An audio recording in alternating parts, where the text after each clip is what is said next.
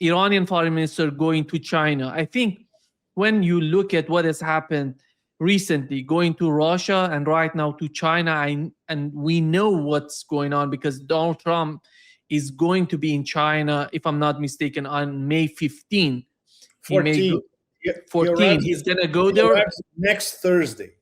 Yeah, yeah. Thursday next week. Yeah, I'll be there, but I'll be in Shanghai. I'll be following the whole thing from Shanghai. It's much more interesting. So let me zoom out a little bit. What is Yes. happening considering the big power policy as we're witnessing right now with the Iran, Russia, China on one side, and the United States on the other side? Yes. Well, this week is particularly impressive, Nima, because last week we all remember that Arakshi went to St. Petersburg and he talked not only to Lavrov, but he was received by Putin and they talked for 1 hour and a half. What did we have today? Arakshi goes to Beijing and he talks to Wang Yi for, I would not say 1 hour and a half, but over an hour. So it's something that I have been insisting on my columns and on my podcasts for quite a while, for months, in fact. This is the RIC, the Primakov Triangle, revamped. When the great Yevgeny Primakov, as foreign minister of Russia in the late 1990s, he came up with the idea of the RIC, which at the time many of us were calling the Primakov Triangle. There was Russia, India, and China as the three main poles in Eurasia and for the integration of Eurasia. We can say that, I would say since the BRICS summit last year, and especially these past few months, and especially now after the 50-something days of the war against Iran, the new RIC, the new Primakov Triangle, is definitely Russia, China, and Iran. Because these three are at the forefront of building a new system of international relations. 3 BRICS members, 3 Shanghai Cooperation Organization members, and 2 of those are right behind Iran in the war, not only with diplomatic support, but other forms of support, including militarily. This, of course, these are state secrets. But we all know some of what the Russians sent to Iran and some of what the Chinese also sent to Iran. And of course, the most interesting thing is the invisible part of their military help to Iran. So it's not an accident. On the contrary, it may be seen as a coincidence or an accident, by those idiots in Washington, that Arakshi goes to Russia and then goes to China to talk at the highest level. Because now we have something that turned the chessboard around again. Last week, we had Russia essentially telling Iran and telling the world at large, and then by phone, Putin telling Trump directly over the phone that Russia now is all in and Russia backs Iran. And if there's going to be, I would say, a semblance of a peace deal in the future, Russia will be involved. Today, we have the confirmation that China will also be involved. And Iran and Arakshi and the leadership in Iran, starting with Ayatollah Moshtaba Khamenei, they want Russia and China to be, I would not say physically on the table, but spiritually and metaphorically, they will also be at the table for any sort of agreement that we might reach to end the war. But what happened these past few days is a roller coaster, Nima.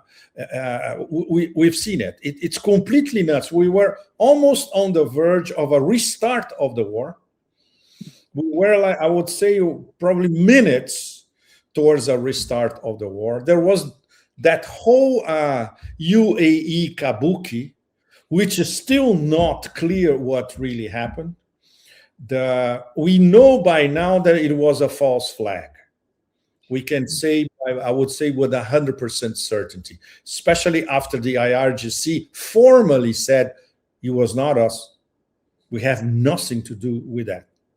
So the UAE media, which there's no free media in the UAE, it's a bloody monarchic dictatorship based on slave labor. There's nothing liberal, not to mention free press in the UAE. They start blaming Saudi Arabia. So now we have the possibility, not the possibility, now we have blame for a false flag perpetrated by Saudi Arabia. But the most likely perpetrators are the usual suspects, and we know who they are. And they wanted essentially to restart the war and to have the UAE as part of the restart. After all, the UAE, what MBZ is what MBZ is doing with the UAE is turning the UAE into an Arab Israel. And it's not by accident that many people in Iran are talking about the Hebrew states of the United Hebrew Emirates. I love this definition. It is a United Hebrew Emirates because they're completely aligned with the Zionists.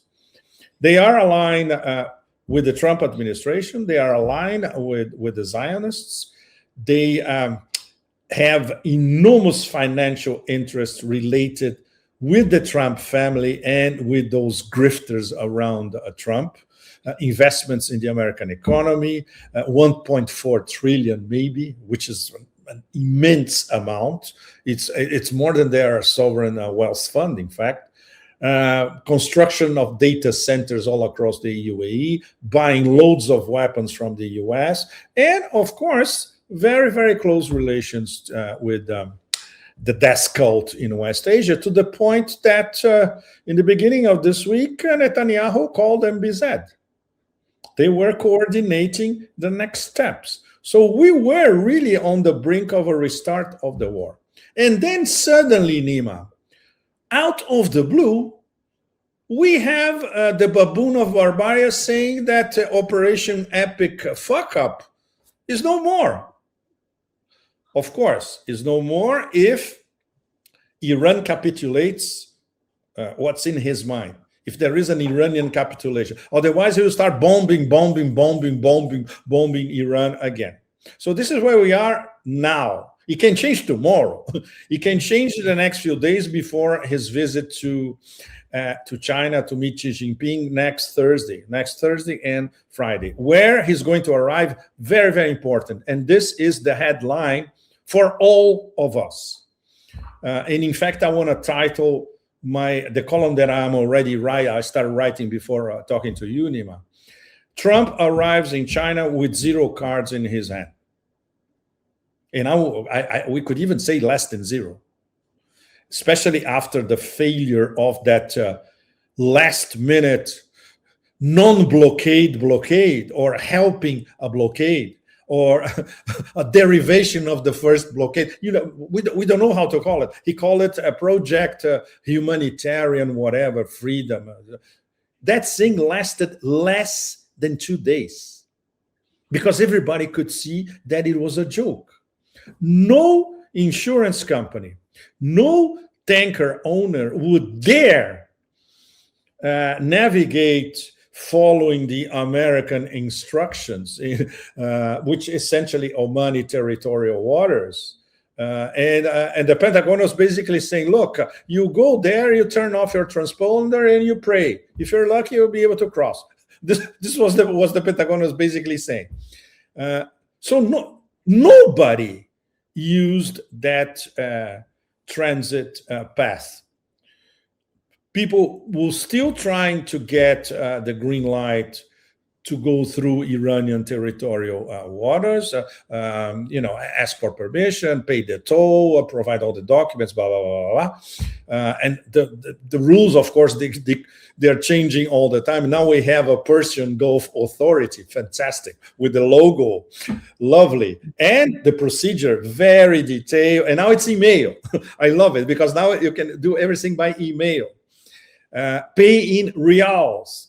So it's evolving on the Iranian side of the management of the Strait of Hormuz. Everything is evolving very fast. So they are streamlining the process, and probably they have arrived at the final process. Probably it's going to stay like this for a while. And then, of course, they will discuss with the Omanis how it's going to be. The Omanis are going to have their own toll booths on the other side. No problem. They have the right to as well. But this new juridical status of the Strait of Hormuz, that's it. It's not going to change. And it's not going to change on the negotiating table, assuming there is a negotiating table. So Trump arrives in Beijing with nothing. He launched a war where he lost in absolutely every vector of the whole picture.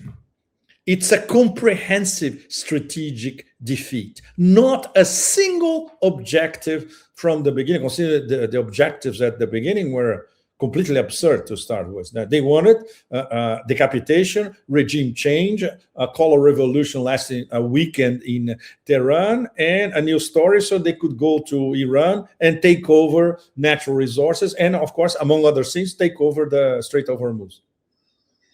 Not only they didn't get any of the above, virtually all their military bases across West Asia have been virtually destroyed. At the 90% of them are destroyed, and they're not coming back. Those Arab idiots are not so idiot to have that coming back, because in the future, once again, they will be bombed because of these military bases. And now they have to, I would say, coordinate how they're going to, their conviviality with Iran is on a completely new terms now. And Iran, once again, now is a big power. It's not only a big regional power in West Asia. Now it's a big power. Not at the level of the top three, but getting there. And everybody is going to have to live with it. The global South and the global North. So what Trump has been doing, especially these past 24 hours, it's a reflection of his absolute incompetence and bewilderment, right? He canceled the Project Humanitarian, blah, blah, blah, that crap in less than 2 days because he saw that nobody bought it. And people could see that this was a bluff. So the regime, the management of the Strait of Hormuz is not going to change. The situation, the whole Persian Gulf is going to be very, it's a completely different story. And then comes the UAE question, which at the moment we could say is the more pressing one. How Iran is going to react to the fact that now they know for sure that the UAE was part of the war from the beginning. And the UAE collaborated on very targeted attacks against Iran throughout the war. So Iran has not even started to answer this question or to send messages. Because what happened with those ballistic missile volleys and drones, they were not Iranian. So Iran has not started to punish the UAE. It will happen. Well, it is already punishing in a sense, Dima, because the new map blocks Iranian UAE ports. So UAE cannot export oil from Fujairah anymore. They will have to ask for permission from the IRGC Navy and where to navigate, pay the tolls, you name it, which they refuse to do. Well, very simple. If you refuse to do, you won't be able to export oil. Simple as that. So this is the most pressing question at the moment. And of course, we don't know if this ceasefire, end of the war, whatever, PR operation that Trump proclaimed from yesterday to today, we don't know if this thing is going to hold for the next a few days or so, or if this is just another tactic. So the Iranians are caught a little bit off guard, and then we have the restart of the war during the weekend. Anything is possible, Nima, as we know. Yeah, exactly. What has happened, I think, yesterday was significant.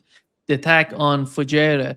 It was there are two ports in the UAE, Fujairah, Yes. and the other one is Khor Yes. And both of them were used to export oil, and the capacity was drastically reduced yesterday from 3.5 to 4 million barrels a day, reduced to 500,000 barrels a day.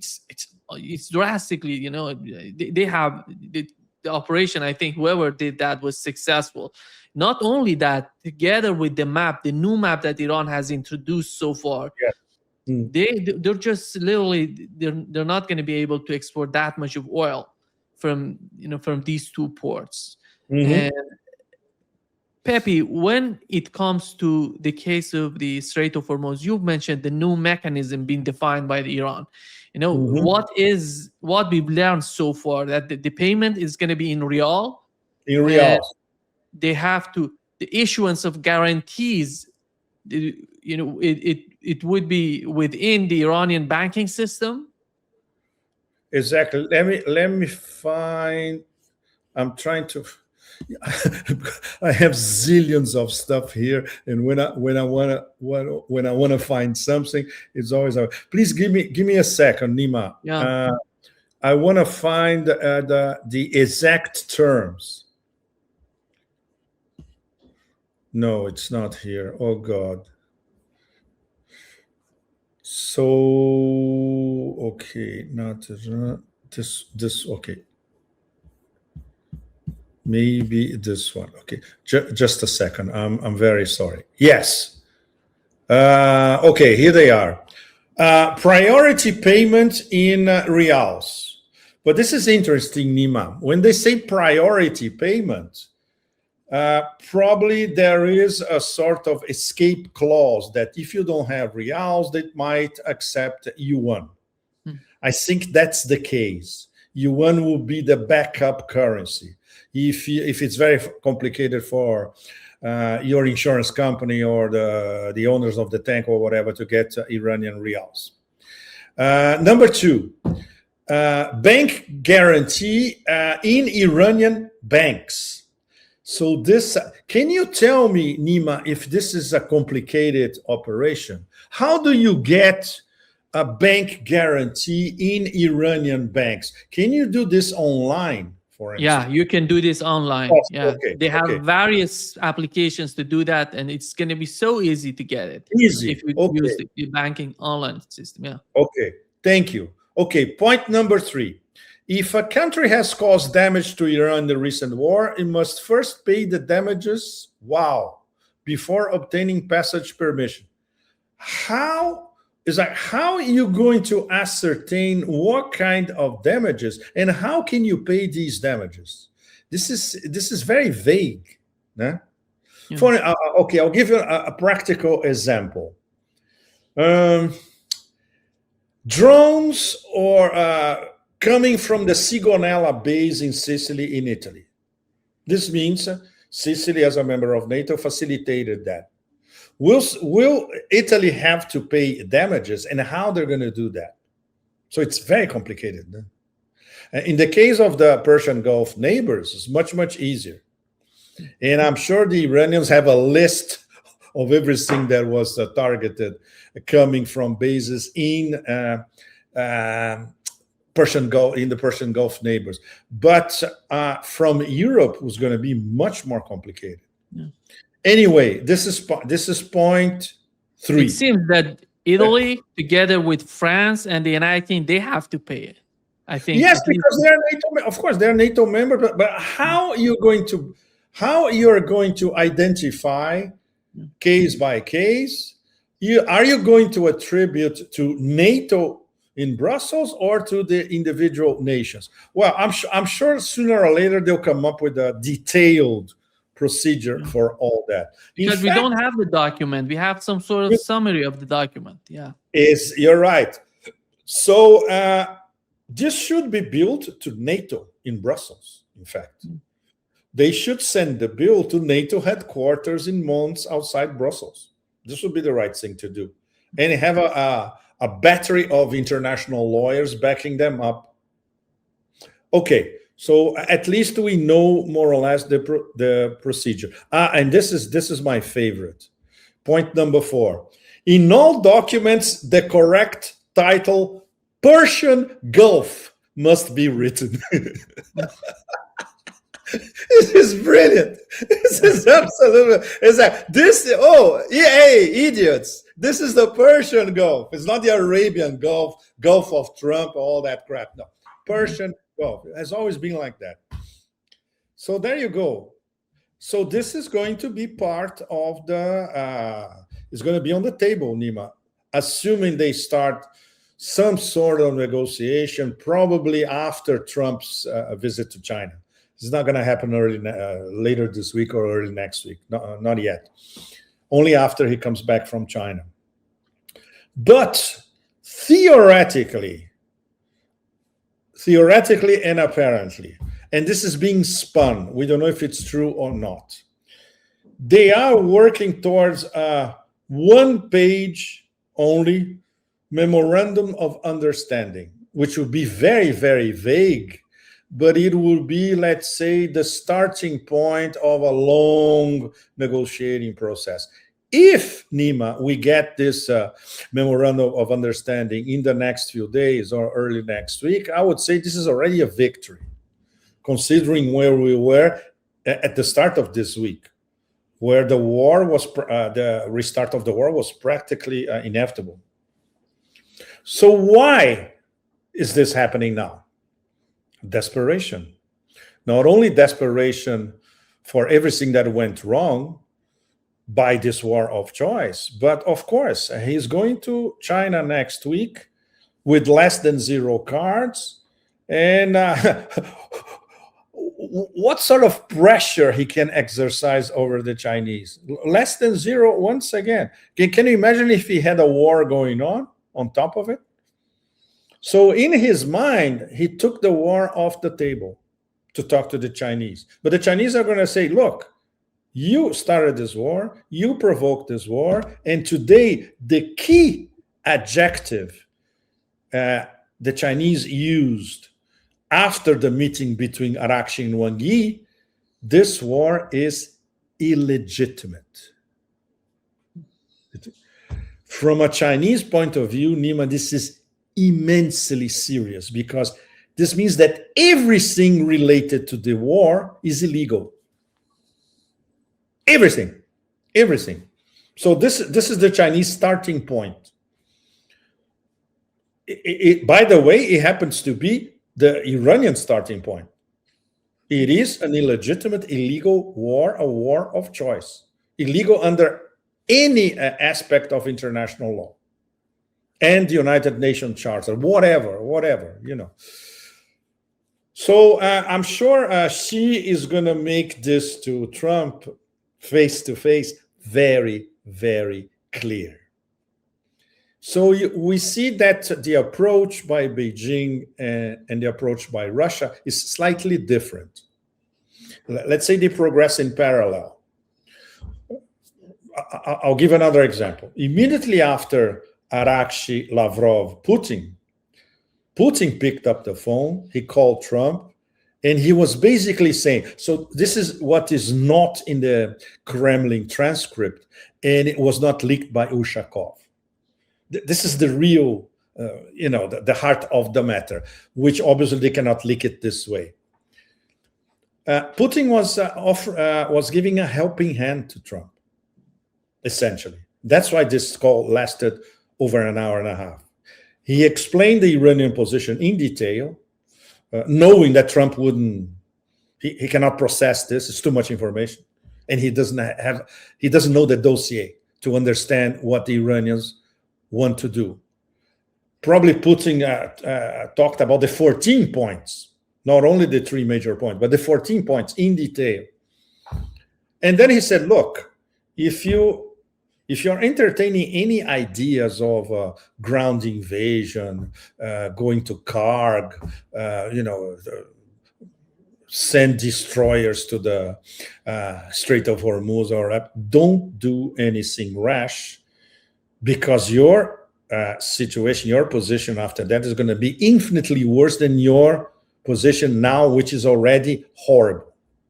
So think seriously about your next steps. So after, I would say that 2 or 3 days after that, there was an impression that Trump did not get the message.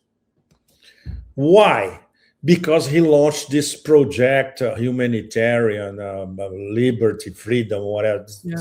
Operation Freedom, yeah. Operation Freedom, assuming that everybody would love the idea that the Americans will be there to protect tankers to cross the Strait of Hormuz. But obviously, people who know the terrain, insurance companies, tank owners, you name it, they look at the map, they look at the situation and say, they're not going to be able to protect anything because they won't even get there in the first place. If they get near the Strait of Hormuz, they will be sunk, all of them. And the IRGC Navy already promised every day, okay, if you come here, that's it, this is your destiny. So it's no wonder that this thing lasted less than 48 hours, canceled by Trump himself.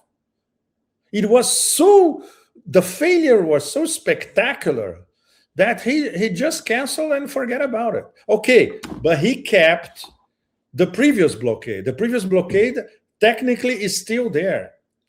But even the previous blockade is not blockading much.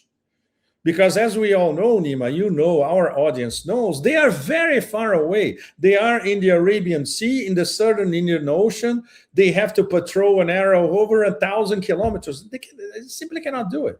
There are many ways to evade it. You can turn off your transponder. You can navigate close to the Pakistani territorial waters. That's it. And it's no wonder. If you go to tanker trackers, it's all there. It's back and forth all the time. But of course, he could not cancel both at the same time. Now, so he canceled the second one, which was completely stupid. But the first one theoretically is still there, but it's not blockading anything. And of course, the consequences for the global economy continue. And that's the key worry for all of us and for everybody around the world, because there is a trickle of tankers crossing the Strait of Hormuz and going especially to Asia. And most countries around here in Asia, they are desperate. Those that depend on energy from the Gulf, they are becoming now really, really desperate. So there's got to be some sort of movement to unblock the situation. The Iranians are ready to discuss Strait of Hormuz on the table with the Americans, but starts with the first point. There's a logical sequence. We need written guarantees backed up by the guarantors, and that includes especially Russia and China, that there won't be another war against Iran and against the axis of resistance. If the Americans refuse that, there will be nothing to negotiate to start with. And they will never get to talk about Hormuz. And the nuclear dossier, it's the third stage. It's much, it's further away. For Iran, it's not a priority. They are willing, they can make some concessions on the nuclear dossier, but only if you solve the first one, which is the most important one. No more wars. No. But even that, Nima, okay, let me ask you. You are an Iranian negotiator. You get a written assurance by the United States government that they're not going to launch another war against you or against the axis of resistance for that matter. Can you trust them? No way you trust them. No way. It's impossible. Yeah.